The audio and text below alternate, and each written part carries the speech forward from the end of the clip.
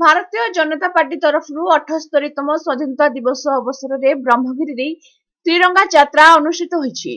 ବ୍ରହ୍ମଗିରି ବିଧାୟିକା ଉପାସନା ମହାପାତ୍ରଙ୍କ ତତ୍ତ୍ୱାବଧାନରେ ବିଜେପିର ସମସ୍ତ ନେତୃବୃନ୍ଦ ଓ କର୍ମୀଙ୍କ ଦ୍ୱାରା ବ୍ରହ୍ମଗିରିର ପ୍ରସିଦ୍ଧ ଅଲାରନାଥ ପୀଠରେ ସ୍ୱଚ୍ଛ ଭାରତ କାର୍ଯ୍ୟକ୍ରମ ଅନୁଷ୍ଠିତ ହୋଇଥିଲା।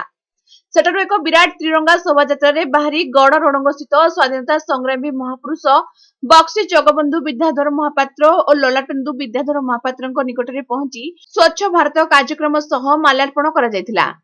आज्ञा आम देशर यशस्वी प्रधानमंत्री माननीय श्री नरेंद्र मोदी जी को आह्वान क्रमे निर्देश क्रमे भारतीय जनता पार्टी समस्त कार्यकर्ता माने स्वच्छता अभियान रे भाग नौचंती। जेमिति कि आमे जानिछु अगस्त मास गोटे बहुत मोमेंटस इवेंटफुल मास।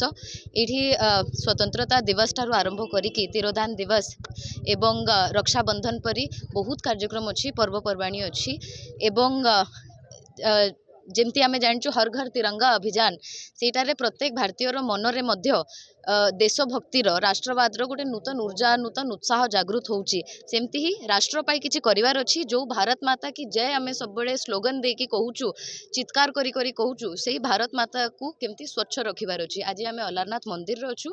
अलारनाथ मंदिर होउची गोटे ओडिसार विभिन्न विशिष्ट पर्यटन स्थली किंतु एठी जेमती गंदिया हेइथिला बहुत डट एक्युमुलेशन हेइ जाइथिला। भारतीय जनता पार्टी रो कार्यकर्ता वृंद आज मिसिकी समस्त सफा करिसंती।